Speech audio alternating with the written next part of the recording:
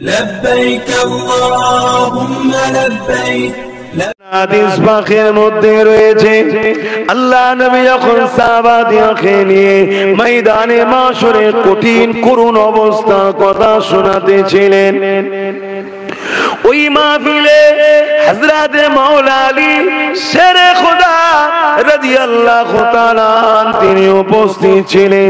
তিনি এমন সময়তে আল্লাহ নবীকে বলে উঠলেন, ইয়া রাসূলুল্লাহ হাবিবাল্লাহ, এই কঠিন দিনে আমাদের কি হবে উপায়? আল্লাহ নবী বলেছিলেন, আলী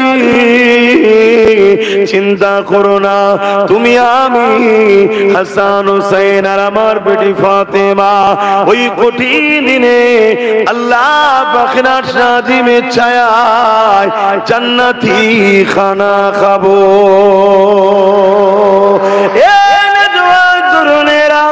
এই কথাটা শুনে হযরত মাওলা আলী বলেছিলেন, ইয়া রাসূলুল্লাহ ইয়া হাবিবাল্লাহ, বিয়াদবি maaf করবেন, আর একটু কথা জানতে চাই। হুজুর, দুনিয়া জমিনে যারা আমাদেরকে প্যার করেছিল, দুনিয়া জমিনে যারা আমাদেরকে মুহাব্বত করেছিল, দুনিয়া জমিনে যারা আমাদেরকে ইশক করেছিল, হয়তো কোনোদিন আমাদেরকে দেখতে পাই না, কিন্তু আমাদের কথা তারা আলোচনা করত, তারা আমাদের কথা একে অপরের সঙ্গে বলতো, যারা আমাদের পক্ষে কেউ বিরোধী করলে তারা তাদের বিরুদ্ধে দাঁড়িয়ে যেত। ইয়া রাসূলুল্লাহ হাবিবাল্লাহ, আমাদের জন্য তাদের দিল কাঁদতো, আমাদের জন্য তাদের দিলে ভালোবাসা ছিল। ইয়া রাসূলুল্লাহ হাবিবাল্লাহ, আমাদের সেই প্রেমিক গুণ কিয়ামতের দিন কোথায় থাকবে, তাদের কি হবে? আল্লাহ নবী জানিয়ে দিলে, এ হযরত আলী আল মারউ মা মান আহাব্বা, দুনিয়ায় যে যাকে মহব্বত করবে তার সঙ্গে থাকবে। এই হযরত আলী রে, ময়দানে মাশরে আমাদের প্রেমিক গুলো আমাদের সঙ্গে জান্নাতি খানা খাবে। আরো জোরে বলুন সুবহান।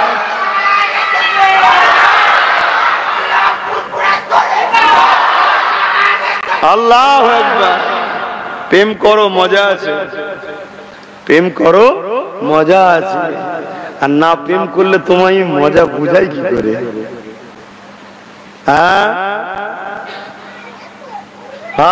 কি নিয়ামতের জিনিস তারা, তাদের জন্য দিলে জায়গা থাকলে মাহাশরে তাদের সঙ্গে বসে খানা খাওয়া হবে।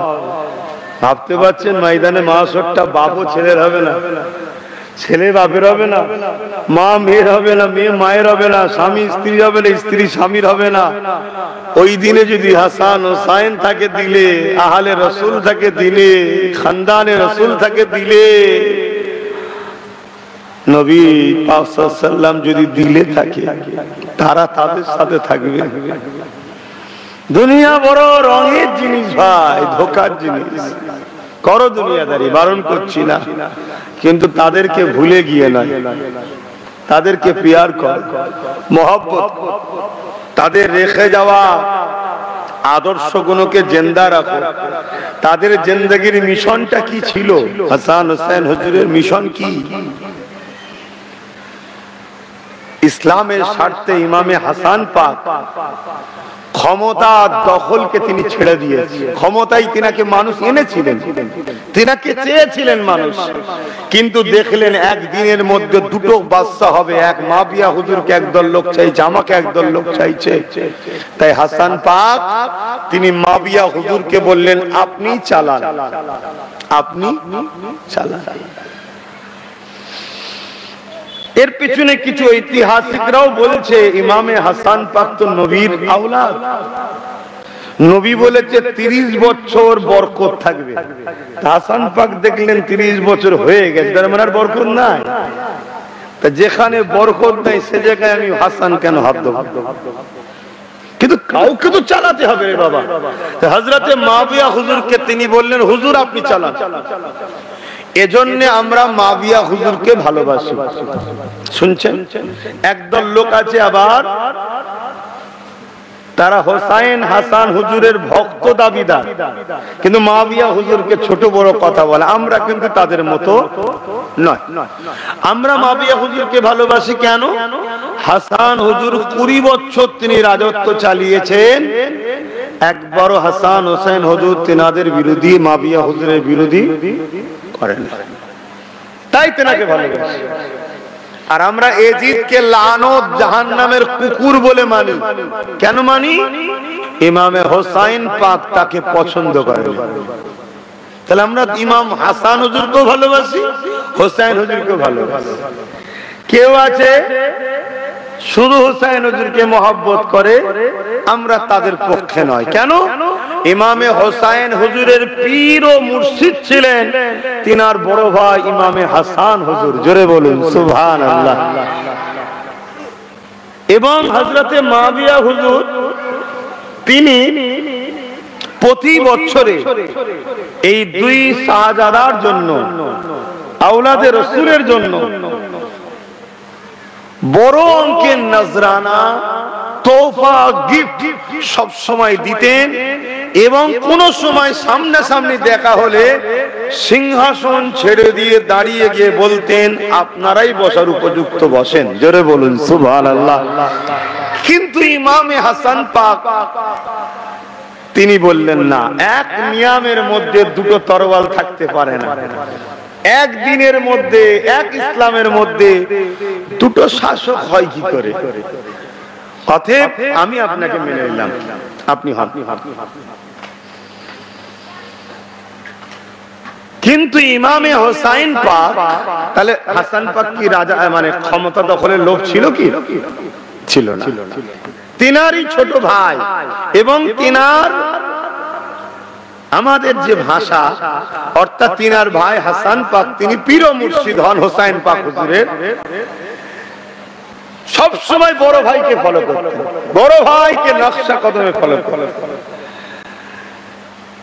তাই একদিকে যেমন আদর্শ তিনি বৃহৎ উম্মার স্বার্থে, উম্মাহ যাতে একসাথে থাকে, মুসলিম যাতে ডিভাইড না হয়, তিনি দেখুন ক্ষমতা তেনাকে লোক দিচ্ছে, তাও তিনি লিখছেন না, ভাইকে মুয়াবিয়া হুজুরকে দিয়ে দিচ্ছেন। কেন?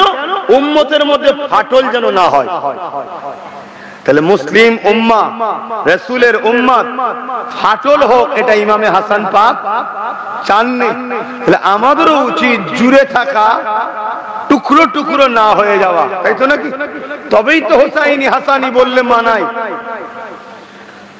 কিন্তু অপরদিকে দেখুন আবার ইমামে হোসাইন পাক তিনি আবার বলছেন, আমি শহীদ হওয়া পছন্দ করব, এজিদকে আমি সাপোর্ট করব না। কারণ কি? উম্মত এখানে টুকরো টুকরো হয়ে যাবে, বিভ্রান্তির মধ্যে পড়ে যাবে। না, এখানে উম্মত বিভ্রান্তির পড়ার থেকেও বড় বিষয় হলো উম্মত ধ্বংস হয়ে যাবে যদি আমি এজিদের হাতে হাত দিই। কেন? এজিদ অন্যায়, আমি হাত দিয়া মানে উম্মত অন্যায়কে মেনে নেবে, তার মানে পুরো উম্মত ধ্বংস। খুব ভালো করে বুঝবেন। আমি যে এজিদ হলো সারাবি, এজিদ হলো চরিত্রহীন, এজিদ হলো লুটেরা, এজিদ অত্যাচারী, এজিদ খুনি, এজিদ নাচনেওয়ালা গানেওয়ালাদের নিয়ে আয়েশ আরাম ফুর্তিতে কাটায়। এই ধরনের ক্যারেক্টার লোকের সঙ্গে যদি আমি হোসাইন হাত দিয়ে দিই, তাহলে নানার উম্মত পুরো ধ্বংস। তাহলে হাত দিল না কেন? যাতে নানার উম্মত চরিত্রহীনকে সাপোর্ট না করে, নানার উম্মত জালিমদের সাপোর্ট না করে, নানার উম্মত সারাবিদের সাপোর্ট না করে, নানার উম্মত অত্যাচারীদের সাপোর্ট না করে, নানার উম্মত খুনিদের সাথে সাপোর্ট না করে। এজন্য হাত দিল না। আর হাত না দেওয়ার জন্য কত বড় লড়াইও হয়ে গেল। একদিকে হাসান পাক জুড়ার জন্য ছেড়ে দিলেন, আর ইনি পুরো উম্মাহ পাপে না চলে যায় তার জন্য দাঁড়িয়ে গেলেন। আর আজকে আমরা উম্মত বলুন, দুই ভাইয়েরই কোনটা লিয়েছি? না আমরা উলামারা জুড়তে চাই মুসলিম উম্মাকে, আর না আমরা মুসলমান জুড়তে চাই ভাই ভাই, আর না আমরা উম্মতে মুহাম্মাদি অত্যাচারী জালিম বদমাই লুটেরা খুনি শাসকদের ঘরে ছাড়তেও চাই না। এই আমার কথা বুঝছেন? লড়াইটা কার সাথে ছিল বলুন? একটা অত্যাচারী বদমাই লুটেরা খুনি শাসকের সাথে তো নাকি? এই এজিদ কে ছিল? আওয়াজ দেবেন। অত্যাচারী জালিম শাসক ছিল তো নাকি? ইতিহাস এটাই তো নাকি? অন্য কিছু ইতিহাস শুনেছেন যে এই যে আল্লাহ ওলি ছিল? মুদির দোকান ছিল নাকি এজিদের? কাপড়ের ব্যবসায়ী ছিল? কে ছিল সে? সে একটা জালিম বদমাই লুটেরা খুনি চরিত্রহীন শাসক ছিল। তাই হোসাইন পাক বলল, নানার উম্মত, আমি যদি হাত মিলিয়ে দিই অন্যায় অত্যাচারী জালিম শাসকদের দলদাস হয়ে যাবে। হোসাইন পাক হাত মিলানো না জালিম শাসকের সঙ্গে, তারপরও নবীর উম্মত দাবিদারদের মধ্যে থেকে অন্যায়কারী জালিম শাসকদের সঙ্গে হাত মিলিয়ে চলাল মুসলমান আছে না নাই? তাহলে যদি হাত মিলিয়ে দিত কি হতো? উম্মত থাকতো? আমাদের মতো যা একটা দুটো হোসাইন হুজুরের মাননেওয়ালা জালিমদের পক্ষে আমরা না, এই জানেন তো নাকি? এই একটা দুটো আর থাকতো? আরে হুজুর করেছেন তখন ওইটা দলিল পেয়ে যেত। অনেকে মাইক ধরতে, মাতাল সরকার তো কি হয়েছে? এজিদও মাতাল ছিল, হোসাইন সাথ দিয়েছে, বক্তব্যই বলতো না? বলতো না? তাহলে নামাজি হাজি গাজী যা এখনো ভালো দিকে পীর সাহেব গুলো আছে, যেগুলো ভালো দিকে আছে, সব দেখুন হুড় মুড়িয়ে নেমে পড়েছে, বগলে ব্যাগ মাথায় ব্যাগ, কিরে টাকা আনতে এসছে, সব বেরিয়ে পড়ছে। আমার ওই ইমাম পাক বাঁচিয়ে দিয়েছে আমাদের ঘরে, জোরে বলুন সুবহানাল্লাহ। এখন চিন্তা করে দেখুন, আপনি ইমাম পাকের দিকে সত্যি আছেন না মুখে বলছেন? এই তুমি কি করছো? অনুসারীর ওই যে কি বলছো? কি ভাই অসুবিধা হচ্ছে আমার আলোচনায়? আমি কি আপনাদের মানে প্লেন দুটো কথা বলে চলে যাব, আপনারা ভুলের উপর থেকে জাহান্নামে চলে যাবেন, এটা চাইছেন নাকি?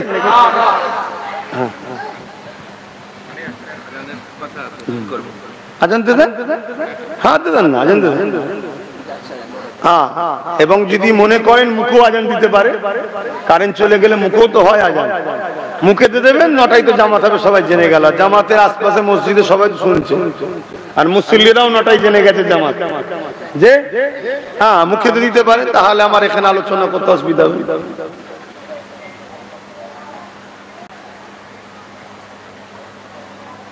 আমি যে কথাগুলো বলছি আপনাদের কি ভুল বোঝাচ্ছি? আমি কি ভুল ইতিহাস শোনাচ্ছি? আমি কি আপনাদের ক্ষতি করছি? হয়তো আমার কথা শুনে কিছু ভাইয়ের মনে হবে যে আপনি সবই ঠিক বলছেন, কিন্তু আমার কিছু লস হয়ে যাবে। প্রকৃত লস কাকে বলে জানেন? হ্যাঁ, প্রকৃত লস হচ্ছে বেঈমান হয়ে মরা। বেঈমান হয়ে মরা। আর গুনাহ দুই ধরনের হয়, একটা নিজের ক্ষতি, একটা দ্বীনের ক্ষতি। দ্বীনের ক্ষতি করে ঈমান থাকে না, নিজের ক্ষতি করলে তবু ঈমান থাকে, তওবা করলে মাফ হয়। তাহলে আজকে আপনার সামান্য লস করতে গিয়ে আপনার ঈমান চলে যাচ্ছে না তো? কেননা যে দিনের জন্য ইমামে পাক পুরো পরিবার গেলে কারবালার ময়দানেতে অনেক অফার পাওয়ার পরও সব গুনাহকে ত্যাগ করে দিলে, না না না, আমি কোনোভাবে জিদের হাতে হাত দিতে পারি না। কেননা আমার নানা দিনের শরিয়াতের বিরুদ্ধে ছিল, আমার নানা দিনের বেখিলাফে ছিল, আমার নানা নেকায় মোতাকে কন্টাক্ট বিয়েকে বন্ধ করেছে। এজিদ ক্ষমতায় বসে নেকাই মুতাকে চালু করে দিয়েছিল, অর্থাৎ কন্টাক্ট বিবাহ চলবে। আমার নানা মদে পাবন্দি লাগিয়েছিল, এজিদ ক্ষমতায় বসে মদকে আমভাবে চালিয়ে দিয়েছিল। আমার নানা জুলুম করতে নিষেধ করেছিল, এজিদ মানুষের উপরে জুলুম করে বেড়ায়। আমার নানা এতিম গরিবের অধিকার দিবার পক্ষে ছিল, এজিদ এতিম গরিবদের ঘরে লোটে তাদের উপরে জুলুম করে। আমার নানা মায়ের জাত নারীদের মর্যাদা দিয়েছে, এজিদ নারীদেরকে ভোগের পাত্রী বানিয়ে দিয়েছে। এজিদ বাহিনীরা আমি হোসাইন কোনোভাবে তাকে সাপোর্ট করতে পারি না। তখন সাপোর্ট ছিল বায়াতের দ্বারা, এখন সাপোর্ট হয় ভোটের দ্বারা। শুনছেন তো নাকি? তাহলে আজকে যারা এই রকম এজিদ মার্কা নেতাদের সঙ্গে যেসব মুসলমানরা আছে, এরা যদি সেই দিন থাকতো, বুকে হাত দিয়ে বলেন এরা হোসাইনের বিরুদ্ধে অস্ত্র ধরতো না? খুব ঠান্ডা মাথায় কথাটা বুঝতে হবে। কেন আজকের এজিদ যারা, তারাও তো রাসূলুল্লাহর দ্বীনের দুশমন। কেউ পাওয়ারের জোরে মসজিদ ভাঙছে, কেউ মাদ্রাসা বন্ধ করে দিচ্ছে, কেউ পাওয়ারের জোরে সমাজকে সারাবি বানাচ্ছে, শিক্ষাকে তুলে দিচ্ছে, গরিবের উপরে জুলুম, এতিমের উপরে জুলুম, রেপ অহরহ হচ্ছে। কেউ দেশের সঙ্গে, সমাজের সঙ্গে, জাতির সঙ্গে, মানুষের সঙ্গে গাদ্দারি করছে। এগুলো এজিদের খসলত ছিল। এরপরও যেসব মুসলমান আজকের এজিদদের সঙ্গে আছে, এরা যদি সেই দিন থাকতো, আজকের এজিদের সঙ্গে মুসলমানগুলো আছে কেন? ওই কিছু আজকের এজিদরা ভিক্ষা দেয়, কিছু পদ দেয়, কিছু টাকা দেয়, কিছু লোভ দেয়। সেদিনও এজিদ দিয়েছিল। এক সাহাবীর ছেলে ছিল, তাকে এজিদ এক জায়গার গভর্নর বানাবে, যেই বলেছে অমনি তার সৈন্য নিয়ে ইমাম হোসেনের বিরুদ্ধে তলোয়ার ধরেছিল। আজকেও আমরা দেখছি পীরের বেটা, মৌলী সাহেবের বেটা, ইমাম সাহেবের বেটা, মুফতি সাহেবের বেটা যেই বলেছে পদ দেবো, অমনি ইসলামের দুশমনের সাথে লেগে গেছে। দেখছেন না? দেখেন না? হ্যাঁ কি না বলবেন? আপনার কাছে পীরের বেটা, মৌলী সাহেবের বেটা, ইমাম সাহেব, মুফতি সাহেব আগে নাকি? দিনকে আগে চিনুন, দিনকে।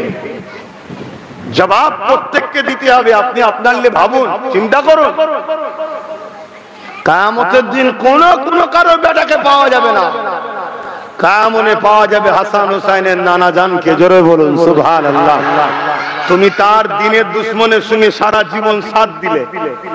এই পাড়ায় ধরুন একটা লোক গরিবের বাড়ি দখল করছে, তোমরা 10 জন সেই লোকের সাথ দিলে, আর পরে গরিবের বাড়িতে তুমি যদি মনে করো খানা খেতে যাবো, সে গরিব তোমাকে ঢুকতে দেবে? যে দুনিয়ার স্বার্থে এটা হতে পারে। তা রাসূলুল্লাহ দিনের দুশমন, দিনকে যারা শেষ করছে, দিনের মধ্যে নতুন করে মদ, শরাব, জেনা, চুরি, জব সমাজের মধ্যে ঢুকাচ্ছে, আর তাদের সঙ্গে তুমি সাপ দিয়ে সারা জীবন গলা বাজিয়ে চললে, তুমি কি ভাবছো কিয়ামতের দিন নবী তোমাকে বলবে আয় জান্নাতে খানা খাবি? অনেকে মনে করে আমি তো নামাজ পড়ি, কেন আমায় দেবে না? রোজা রাখি। ও জানে না যে ইবলিস শয়তান 6 লক্ষ বছর বা 6 কোটি বছর নামাজ সব জায়গাতে সেজদা দিয়েছে। এই জমিন যে বসে আছে এখানে ইবলিসের সেজদা আছে। তোমরা যে ঘরগুলো করেছে সব জায়গায় ইবলিসের সেজদা দিয়ে আছে, মানে এত সেজদা দিয়েছে।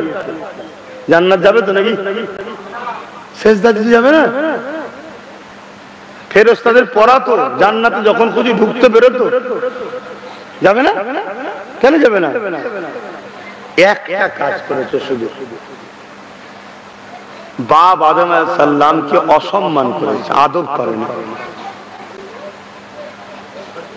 যদি সে এত কিছু করার পরে আল্লাহ তাকে বলে বেরো মালাউন কাফের আমার থেকে, আমার নবীর কষ্টের দিনকে যারা মিটাচ্ছে তাদেরকে শক্তিশালী যে মুসলমানগুলো করছো, তোমাদের কি একবারও ভয় হয় না যে তোমাদের তো মরণ হবে? যদি কপালে লেখা থাকে বাংলায় বিজেপি ঢুকার পরে তোকে মারবে, তাহলে বিজেপি ঢুকবে, তুই বিজেপির হাতেই মরবি। আর কপালে যদি লেখা থাকে যে তোর দ্বারা বিজেপি শেষ হবে, বিজেপি তোর দ্বারাতেই শেষ হয়ে যাবে। সবটা কিসমতের উপরে ভরসা করো, বিশ্বাস করো। তোমার স্ট্যান্ড পয়েন্ট থাকা দরকার, তুমি ন্যায়ের পক্ষে থাকবে, অন্যায়ের বিরুদ্ধে থাকবে, এটা হলো তোমার কাজ। কুনতুম খায়রা উম্মাতিন উখরিজাত লিন-নাস তা'মুরুনা বিল মা'রুফ ওয়া তানহাউনা আনিল মুনকার। আল্লাহ আমাদেরকে দুটো কাজ দিয়েছে, এই দুটো কাজ করলে তারপরে জান্নাত। একটা হলো অন্যায় দেখলে প্রতিরোধ করো, মিটিয়ে দাও হাত দিয়ে। কি দিয়ে? অন্যায়কে শেষ করে দাও, একটাই হুকুম আল্লাহ। নবী আমাদেরকে সহজ করে দিয়েছে, মুখ দিয়ে অন্তর দিয়ে। কোন নবী বলেছে? নবী সহজ করে দিয়েছে যে আমার উম্মত অনেক দুর্বল হবে। আরে কত ভালোবাসে, তাই আমাদের জন্য সহজ করেছে। আল্লাহর হুকুম একটাই, অন্যায়কে মেটাতেই হবে। মেটাতে গিয়ে তুই যাবে, এটা হলো তোর পরীক্ষা কাজ। কেন? অন্যায় আল্লাহর জমিনের উপরে সন্ত্রাসবাদ, জঙ্গিবাদ, আতঙ্কবাদ, রেপিস্টদের, খুনিদের, মানুষের উপরে জুলুমকারীদের বাঁচার অধিকার আল্লাহ দেয়নি। এই জমিনে বাঁচবে তারা যারা ইনসাফ পরায়ণ, ন্যায় পরায়ণ, নারীদেরকে মর্যাদা দেয়, মনুষ্যত্ব যাদের মধ্যে আছে, এই জমিন তাদের জন্য। কথা মাথায় ঢুকছে তো নাকি? হ্যাঁ, মাইকে বলছি, ঘরে দুজন কেলে গুজুর গুজুর করছি না। আমরা তো ধর্মটাকে মসজিদ আর মাদ্রাসার মধ্যে বেঁধে ফেললাম। মসজিদ আর মাদ্রাসার মধ্যে ধর্মটাকে ঢুকিয়ে বেঁধে দিই। মাদ্রাসায় গেলে ধর্ম আছে, মসজিদ গেলে ধর্ম আছে, বাকি কারবার, ব্যবসা বাণিজ্য, সংসার, আত্মীয়তা, লেনদেন, পাড়ায় উঠা বসা, সব জায়গাতে ধর্মকে আমরা রাখিনি। অথচ ইসলাম একটা কমপ্লিট জীবন ব্যবস্থার নাম। আবার যখন কিছু বলা হবে তখন আবার বলবে সবই ঠিক আছে, এটা ইসলামিক তো কান্ট্রি নয়। ইসলাম কান্ট্রি নয় তো কি হয়েছে? তোমার সংবিধান বলেছে নাকি তুমি ইসলাম মানতে পারবে না? কথা বলো। বলেছে সংবিধান? সংবিধান তো বলে না। সংবিধান বলেছে যে যার ধর্ম মানার রাইট রয়েছে তার উপরে রাষ্ট্র হস্তক্ষেপ করবে না। কিন্তু আমরা কি দেখছি? সংবিধান বিরোধী কাজ করে রাজ্য সরকার 300 কোটি টাকা খরচ করে দীঘাতে। ওটা হলো সংবিধান বিরোধী কাজ, ওটা সংবিধান রাইট দেয়নি। সংবিধান বলেছে দেশে মদ চলবে না, এটা সংবিধান বলেছে। আর আমার রাজ্য সরকার মদ বিক্রি করে গর্ব করে বলছে আমি সব থেকে বেশি মদ বিক্রি করে, মানে মদ ব্যাপারী। ভুল কথা বললাম নাকি? আর 300 কোটি খরচ করে মন্দির করছে। মন্দির হবে কি হবে না আমি পক্ষে বিপক্ষে কিছু বলতে আসি না, ওটা হিন্দু ধর্মদের ম্যাটার। তাদের ধর্মগুরু আছে, তাদের ভাইদের ব্যাপার। তারা 300 কোটি কেন 3000 কোটি দিয়েও তাদের ধর্ম করতে পারে, তাদের ম্যাটার। কিন্তু রাষ্ট্র বলছে কারো ধর্মের বিষয়ে বিরোধীও করবে না, ধর্ম প্রমোট করতে পারবে না। কিন্তু আমাদের ট্যাক্সের টাকা, খ্রিস্টানদের ট্যাক্সের, পার্শ্বদেশ ট্যাক্সের, হিন্দু ভাইদের ট্যাক্সের, সবার ট্যাক্সের টাকা, যে ট্যাক্সের টাকার নিয়ম হচ্ছে মানুষের শিক্ষা, স্বাস্থ্য, কর্মসংস্থান এবং তাদের বাসস্থানের পিছনে খরচ হবে, সেই ট্যাক্সের টাকা 300 কোটি টাকা খরচ করে ভাবতে হবে না? তখন তোমার সংবিধানের কথা মনে পড়ে না, যেটা সেকুলার ধর্ম নিরপেক্ষ দেশ। আর আমাদের কওমের মধ্যে কিছু দালাল মোল্লা মুলি সাহেব আছে, তাদের মনে পড়ে যেটা ধর্ম নিরপেক্ষ দেশ, এখানে ইসলামের কথা সব। আরে কত বড় জাহেল! সংবিধানের 28-29 নম্বর ধারাতে বলছে যে যা ধর্ম ফুল স্বাধীনভাবে করবে, রাষ্ট্র কোন ধর্মের ব্যাপারে হস্তক্ষেপ করবে না। কেউ যদি মনে করে এই বাঁশটা আমার খোদা, তো বাঁশ নিয়েই জড়িয়ে কাটাকাটি করবে, সরকার এসে বলবে না এটা ভুল রে, এটা বলার অধিকার নেই। কেউ যদি মনে করে এই পুকুরের ব্যাংকটাই আমার প্রভু, ওই ব্যাংকেলেই লাফালাফি করবে, সরকারের কিছু বলার নেই। কেউ যদি মনে করে আমি পুরো ল্যাংড হয়ে থাকলেই ধর্ম পালন হবে, সে থাকবে, রাষ্ট্র তার বিরুদ্ধে বলার অধিকার নেই। ঠিক তেমনই কেউ যদি বোরখা পরে মনে করে এটাই আমার ধর্ম, রাষ্ট্রের অধিকার নেই তার উপরে হাত দিতে পারে। কিন্তু আমরা দেখছি বাঁশের বেলায় হাত দেয়নি, পুকুরের বেলায় হাত দেয়নি, ল্যাংটোর বেলায় হাত দেয়নি, বোরখা পরলেই সরকার বলে ওটা ধরে খোলো। হচ্ছে না, হয় না? কেন? আমাদের মৌলভী সাহেবদের দোষ। আমাদের মধ্যে গাদ্দার আছে, এই জন্য সরকার সুযোগ পায়। তো যাক, আপনি বলবেন আবার হুজুর সরকারে চলে গেলে কেন? আরে লড়াইটাই তো হক আর না হকের। প্রত্যেকটা নবীরা ছিলেন হকের পক্ষে, তাই প্রতিটা নবীদের বিরুদ্ধে ছিল জালিম শাসক। প্রত্যেকটা নবীর লড়াই ছিল জালিম শাসকদের বিরুদ্ধে। জোরে বলুন। তাই জালিম শাসকের বিরুদ্ধে লড়াই করা নবীদের সুন্নত। জোরে বলুন সুবহানাল্লাহ। কিন্তু দুঃখের বিষয়, আমাদেরই তো দালাল মুফতি মাওলানারা, তথাকথিত দালাল পীরজাদারা আমাদের কি তো শেষ করে দিল। এ জাত সাধারণ লোক কোথায় যাবে? হুজুর বলেছে, মুফতি সাহেব বলেছে, মাওলানা সাহেব বলেছে।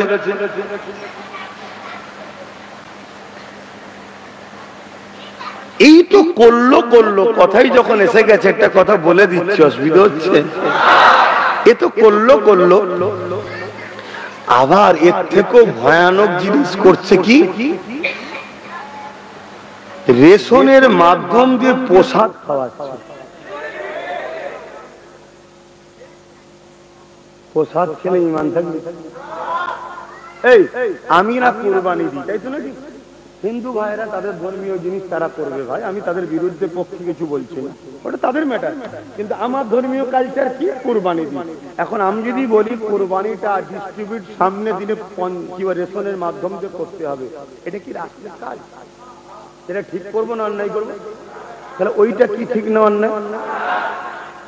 কিন্তু এই অন্যায়ের বিরুদ্ধে কোন মুফতি মাওলানা আলেম ওলামার বক্তব্য শুনতে পেয়েছে? শব্দের হও, চাকরি নিয়েছে, গাড়ি নিয়েছে, বাড়ি নিয়েছে, পদ নিয়েছে, অধিকার নিয়েছে, সব নিয়েছে। আরে শয়তান আমাদের ঈমান নিতে চাইছে। কেউ বলেছে?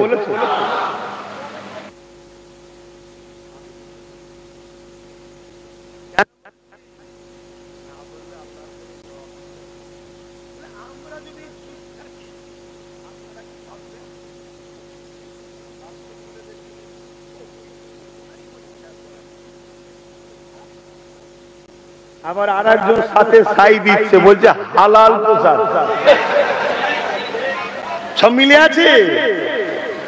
আছে, ও জানে মুসলমান খাবে না, ওই জন্য টুক করে টোস মেরে দিল হালাল, যাতে করে মুসলমান ভাবে ও আমাদেরকে দেবে বলে হালাল করেছে রে, চ খা। মেলার জিনিস খাওয়া হারাম কেন? গান বাজনা হয় তাই। তাহলে গান বাজনা জুড়ে যাওয়ার জন্য হারাম হয়ে গেল। ঠিক তেমনি খাদ্যটা কি দিয়ে তৈরি বড় কথা নয়, সেরেক জুড়ে যাওয়ার জন্য খাওয়া হারাম, খেলেই মুসলিম কাফের। শুনছেন তো? কিন্তু এইটা কেউ